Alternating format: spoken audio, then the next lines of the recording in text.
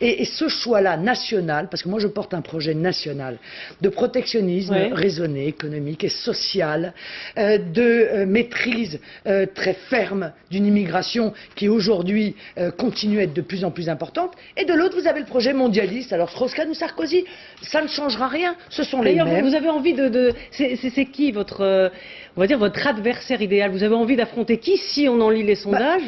Qui aimerez-vous avoir au deuxième tour? De toute façon, c'est pas moi qui décide. Il y a une sorte de primaire ultralibérale qui est en train de se jouer entre Sarkozy et Strauss-Kahn. Strauss-Kahn semble être en train de la gagner. Tant mieux.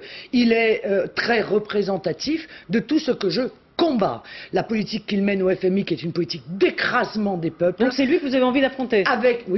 Peut-être avec des conséquences sociales dramatiques. Je vous signale que là où le FMI est intervenu, les retraites ont baissé de 7 à 15%.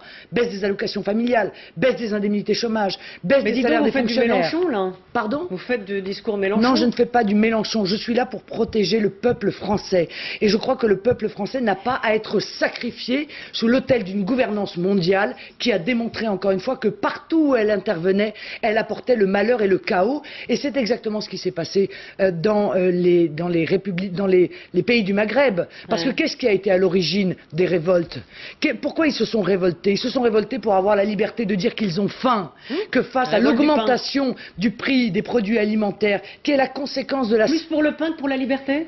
Mais au départ, pour le pain, oui, pour avoir la liberté de dire qu'ils ont faim, c'est ce que je vous dis.